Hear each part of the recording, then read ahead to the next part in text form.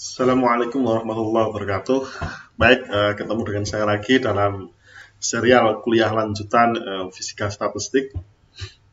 Untuk kuliah hari ini kita akan membahas mengenai rapat ruang fase. Nah, pada kuliah sebelumnya kita sudah menjelaskan bagaimana alur perhitungan untuk menghitung besaran-besaran makroskopik yang dimulai dari karakteristik fisis dari besaran-besaran mikroskopik, yaitu dengan memulai memodelkan bentuk Hamiltonian dari sistem mikroskopik itu. Lalu dari situ kita bisa menghitung volume ruang fase yang kita hitung berdasarkan integral semacam ini. Lalu kita coba menghitung permukaan ruang fase, kemudian menghitung jumlah keadaan mikro, dan dari sinilah kemudian kita hubungkan, kita relasikan antara keadaan itu dengan entropi. Semua besaran yang makroskopik bisa kita hitung berdasarkan bentuk eksplisit dari nilai entropi yang kita hitung berdasarkan jumlah keadaan mikro tadi. Dari sini adalah secara umum alur perhitungan yang kita lakukan.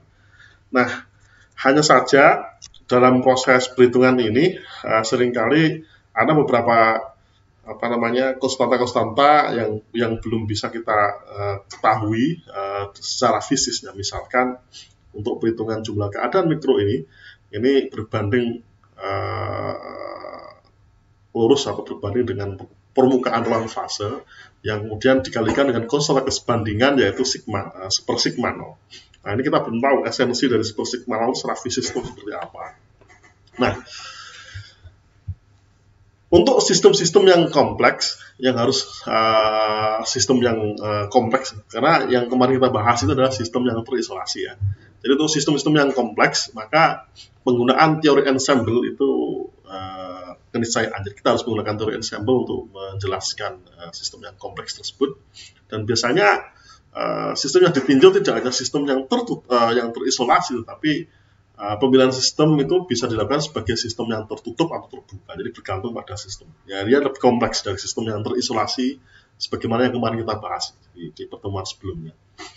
Kemudian munculnya konstanta sigma nol yang kemarin kita bahas, yang kita ketahui dari bentuk persamaan kesebandingan antara jumlah keadaan mikro dengan permukaan ruang fase. Ini ada konstanta sigma nol dalam penghitungan jumlah keadaan mikro tersebut. Ini sesungguhnya tidak memiliki konsekuensi praktis, karena hanya memberikan tambahan konstanta terhadap nilai entropi. Dan dalam termodinamika, hanya perbedaan entropi saja yang terukur. Ini penting ya. Dalam termodinamika, hanya perbedaan entropi saja yang diukur atau yang terukur. Sehingga keberadaan konstanta sigma nol ini menjadi tidak begitu penting. Namun, ya, kalau kita meninjau sistem mikro, sistem mikroskopik menggunakan mekanika kuantum, maka penggunaan sigma nol ini menjadi signifikan. Nah, konstanta sigma nol ini kalau kita definisikan, ini tidak lain adalah elemen permukaan ruang fase yang dihuni oleh sebuah keadaan mikro. Jadi dia adalah normalisasi sebenarnya, jadi elemen terkecil. Jadi elemen permukaan ruang fase yang dihuni hanya oleh sebuah keadaan mikro. Nah, dalam tinjauan mekanik klasik ini nggak masalah ya. Tetapi kalau kita menggunakan mekanik kuantum, ukuran kecil tadi itu, elemen yang hanya terdiri, elemen permukaan yang hanya terdiri dari satu keadaan mikro ini menjadi relevan. Kenapa?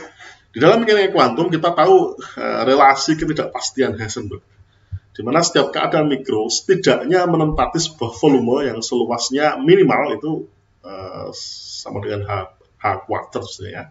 Jadi delta P kali delta Q sama dengan lebih dari atau sama dengan H bar, atau delta P pangkat 3 N delta Q pangkat 3 N itu lebih dari atau sama dengan H bar pangkat 3 N. Ini volume terkecil di dalam ruang fase untuk tinjauan sistem kuantum ya. Jadi artinya di ruang fase dalam tinjauan mekanika kuantum itu akan terdiri dari sel-sel kecil yang dengan ukuran H bar pangkat 3 N. Nah, dalam pendekatan semi kuantum untuk sistem n partikel dalam ruang 3 dimensi ini, maka nanti sigma nol itu akan sebanding dengan seper H pangkat 3 N. Nah, ini konsekuensi dari fakta bahwa sigma nol ini adalah luas permukaan yang dihuni oleh sebuah keadaan mikro. Maka dia mengindikasikan sebagai luas permukaan terkecil, ya. Maka dalam hal ini sebanding dengan seper H per 3N. Oke. Nah, pada bagian sebelumnya yang lalu kita telah menjelaskan mengenai perhitungan sifat makroskopik sistem untuk sistem yang terisolasi, ya. Nah, sekarang kita coba membangun formalitas yang lebih umum yang dapat digunakan untuk menggambarkan sistem terisolasi dan jenis sistem yang lain, bisa sistem terbuka atau sistem tertutup, ya, secara lebih umum, ya, formalitasnya. Nah, dalam sistem terisolasi, semua keadaan mikro tersebut berada pada permukaan energi, dan semua keadaan mikro ini secara prinsip diasumsikan memiliki kemungkinan yang sama. Ini prinsip dasar atau postulat dasar mekanika statistik. Jadi semua keadaan mikro pada permukaan energi dari suatu sistem yang terisolasi memiliki probabilitas atau peluang yang sama. Untuk sistem yang tidak terisolasi, dapat saja terjadi bahwa keadaan-keadaan mikro dengan energi tertentu ini lebih besar atau lebih kecil, bisa jadi, ya, peluangnya atau probabilitasnya dibandingkan keadaan-keadaan mikro dengan energi yang lain. Sehingga keadaan mikro tidak lagi memiliki probabilitas yang sama dalam permukaan itu, tetapi harus dikalikan dengan suatu fungsi bobot yang kita simbolkan dengan rho. Jadi kadangkala, ya, mungkin sering untuk sistem yang lebih umum, ya, untuk sistem yang tidak terisolasi. Kalau terisolasi kan memang dia harus mematuhi postulat dasar bahwa keadaan mikro itu peluang untuk mendapatkan keadaan mikro pada permukaan energi itu selalu sama. Nah, ini untuk yang tidak terisolasi, maka bisa jadi keadaan-keadaan mikro dengan energi yang jauh lebih besar atau lebih kecil atau energi yang lain, ya. Maka peluangnya peluang untuk mendapatkannya atau peluang terwujudnya keadaan mikro tersebut dibandingkan keadaan mikro dengan energi yang lain tadi, yang berbeda-beda tadi energinya tadi, itu tidaklah sama. Tetapi harus dikalikan dengan suatu bobot atau bobot, ya, fungsi bobot rho, ya. Untuk setiap titik ruang fase I, P ini, maka terdapat suatu fungsi bobot yang diinterpretasikan sebagai rapat probabilitas. Jadi rho tadi itu kita interpretasikan sebagai rapat probabilitas bagi sistem makro untuk mewujudkan keadaan titik ruang fase tersebut. Jadi rho ini menunjukkan sebagai rapat probabilitas yang bisa kita temukan pada ruang fase itu. Nah, dalam teori ensemble diasumsikan bahwa semua kuantitas termodinamis dari suatu keadaan fisis ini dapat diwujudkan sebagai rata ensemble dari suatu besaran mikroskopik yang bersesuaian. Oleh karena itu, kita tidak hanya harus menentukan ruang fase dari suatu sistem yang tidak terisolasi, ya, sembarang sistem, tapi juga mencari fungsi F ini yang terkait dengan suatu besaran fisis tertentu. Jadi kita bisa menentukan ratanya, ya, rata dari besaran fisis tersebut berdasarkan tadi bentuk eksplisit dari fungsi bobot tadi. Nah, dalam prakteknya kita tidak perlu mencari semua besaran mikroskopik untuk setiap besaran termodinamika atau besaran makroskopik. Karena apa? Kadang-kadang kalau kita sudah tahu ketemu satu besaran fisis, maka besaran fisis yang lain di dalam keadaan makroskopik itu bisa kita hitung. Contoh misalkan kalau kita tahu entropi, maka besaran-besaran fisis yang lain itu bisa kita peroleh. Nah, untuk sistem yang terisolasi, maka rho ini atau rapat probabilitas ini akan lenyap di luar permukaan energi. Ini sebagai konsekuensi dari fakta bahwa untuk keadaan terisolasi, peluang untuk mendapatkan sistem pada permukaan energi itu selalu sama. Tetapi di luar itu kita tidak akan pernah mendapatkan probabilitas untuk mendapatkan sistem itu di luar permukaan energi itu tidak akan itu nol nilainya, lenyap, ya. Kita tidak pernah menemukan ada semacam keadaan mikro di luar permukaan energi. Ini yang terisolasi. Jadi terisolasi itu mematuhi postulat dasar. Semua keadaan mikro memiliki peluang yang sama pada permukaan energi. Di luar itu dia akan lenyap. Nilainya nol. Oke.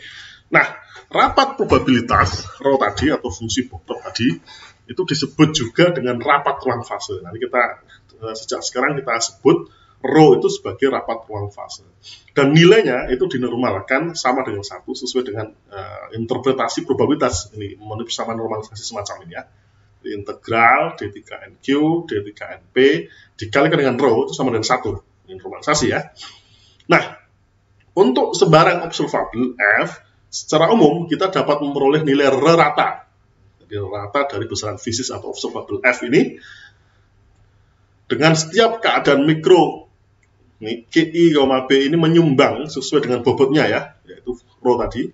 Maka rata F ini bisa kita hitung dengan integral D3NQ, D3NP, F dikalikan dengan rho. Nah, rata meliputi seluruh kopi itu artinya sistem-sistem yang identik tadi, meliputi seluruh anggota ensemble, ini kita sebut sebagai rata ensemble dari besaran F. Jadi ini kita sebut sebagai persamaan rata F yang sama dengan integral D3NQ, D3NP, F dikalikan dengan rho ini. Ini kita sebut sebagai rata ensemble dari besaran fisis F. Nah, untuk sistem yang terisolasi, maka rho ini diberikanlah persamaan ini ya. Maka kita simbolkan sekarang rho ini sebagai ensemble mikrokanonik ya. Kita simbolkan dengan MK di sini. Nah, rho sama dengan MK ini untuk sistem yang terisolasi ini sebanding dengan fungsi delta ya, fungsi delta Dirac E min H seper sigma. Jadi fungsi delta E min H ini untuk Hamiltonian sama dengan energi E konstanta di permukaan energi ya, itu sama dengan 1, tetapi di luar itu harus sama dengan 0. Nah, ini cara penulisan untuk menerjemahkan tadi postulat dasar mekanika statistik untuk sistem yang terisolasi. Yang dalam hal ini berlaku untuk ensemble mikrokanonik. Nah, untuk itu bersama tadi bisa juga kita nyatakan dalam bentuk persamaan semacam ini agar lebih memudahkan untuk interpretasi. Jadi untuk Hamiltonian antara E dan E plus delta E, kalau kita punya permukaan energi antara E dengan E plus delta E, maka rho itu akan konstan di permukaan energi itu, sementara selainnya itu akan bernilai 0. Nah, konstanta di sini ini bisa dihitung dengan normalisasi, sehingga kita bisa hitung di sini nilainya sama dengan seper omega dikalikan dengan H pangkat 3N. Nah, ini selalu muncul nilai H pangkat 3N ini yang tadi kita jelaskan di awal. Ini faktor H pangkat 3N ini seringkali muncul yang merupakan elemen volume terkecil di dalam ruang fase ya, yang sebanding kalau dalam kuantum itu sebanding dengan H pangkat 3N. Nah, kemudian untuk normalisasi kita bisa hitung menggunakan persamaan ini, sehingga dengan memasukkan efek per H pangkat 3N ya tentunya, sehingga secara umum kalau kita masukkan nilai konstanta ini di dalam persamaan rho MK ini, maka kita bisa menuliskan rho MK ini menjadi bentuk persamaan yang di bawah ini, yaitu rho MK itu sama dengan per omega. Omega ini adalah jumlah keadaan mikro. Jadi antara E dan E plus delta E, maka selainnya 0. Jadi rho MK ini, rapat probabilitas ini akan sebanding dengan seper omega. Ya, akan sebanding dengan seper omega untuk Hamiltonian antara E dengan E plus delta E. Oke. Nah, selanjutnya kita akan coba membahas bagaimana dinamika dari rapat ruang fase. Tadi yang kita jelaskan tadi, kita tidak memperhitungkan ketergantungan antara rapat ruang fase terhadap waktu, sehingga kita bisa menganggap bahwa di rho per dt itu 0. Nah, ensemble yang semacam ini kita sebut sebagai ensemble yang stasioner. Nah, kan tetapi konsep ruang fase dapat juga digunakan untuk mendeskripsikan proses dinamik. Untuk itu kita mencoba meninjau rho tadi, rapat ruang fase itu sebagai fungsi posisi momentum, juga sebagai fungsi waktu, untuk melihat bagaimana evolusinya terhadap waktu. Nah, sekarang kalau kita definisikan T0, yaitu suatu sistem yang berada pada keadaan mikro Q PI, maka dengan berjalannya waktu untuk T sembarang, maka sistem ini akan berevolusi ke keadaan mikro yang lain, di mana QI ini fungsi posisi, fungsi waktu, PI juga merupakan fungsi waktu T tadi. Maka sepanjang lintasan ruang fase, rapat ruang fasenya dapat berubah dengan waktu dengan mengikuti formula ini. Ini rumus ini pernah kita turunkan di awal perkuliahan yang memperkenalkan tentang kurung Poisson ya. Jadi sembarang besaran fisis A, kalau saya turunkan terhadap waktu, maka bentuknya akan ketemu do A per do T plus kurung Poisson A, H di awal-awal ya, di kuliah kedua kalau salah. Nah, di sini kita bisa mengganti A itu dengan rapat ruang fase, maka saya ketemu persamaan. Jadi kita akan mencoba menghitung ini, bagaimana ketergantungan rho ini terhadap waktu. Nah, sekarang kita tinjau suatu volume ruang fase omega, di mana setiap titik ruang fase dari volume ini akan menjadi titik awal dari lintasan ruang fase. Nah, dengan berjalannya waktu, maka semua sistem akan bergerak ke titik yang berbeda, yang memetakan seluruh volume tadi pada saat T ke omega 0 pada saat T0. Jadi, ada semacam korespondensi satu-satu dari omega pada saat T ke omega 0 pada saat T0. Jadi, ada korespondensi pemetaan satu-satu. Nah, proses pemetaan ini dapat diinterpretasikan sebagai aliran dari suatu fluida yang tak termampatkan. Jadi semacam evolusi tadi ya, dari titik omega T, omega pada saat T ke omega 0 pada saat T0, ini bisa kita interpretasikan, kita tafsirkan sebagai aliran dari suatu fluida yang tak termampatkan. Dengan demikian, kita bisa menghitung kelajuan sistem yang mengalir keluar. Ini kelajuan sistem yang mengalir keluar dari suatu volume berhingga. Jadi volume yang dibatasi oleh permukaan ruang fase tentunya ya. Volume yang berhingga diberikan oleh flux yang melalui permukaan pembatas volume. Maka memenuhi persamaan semacam ini. Jadi laju sistem yang mengalir itu sebanding dengan negatifnya, berkurangnya volume atau berkurangnya volume di dalam sistem itu. Jadi, laju sistem yang mengalir keluar dari suatu sistem bervolume omega ini sebanding dengan flux, flux yang menembus permukaan itu. Maka saya bisa definisikan semacam ini, persamaan ini. Jadi D per dt dari D omega rho ya, itu sama dengan minus ini karena negatif dari ya, minus flux yang menembus minus rho V didotkan dengan N, ini harus tegak lurus, kecepatan lajunya harus tegak lurus dengan N itu vektor satuan yang tegak lurus terhadap permukaan di mana flux itu menembus bidang volume tadi ya. Yang saya integralkan di seluruh permukaan d sigma. Nah, di sini di sebelah kiri ini adalah integral volume, di sebelah kanan integral permukaan, sehingga tidak setara. Agar bisa lebih mudah dihitung, maka saya buat setara. Dengan cara bagaimana?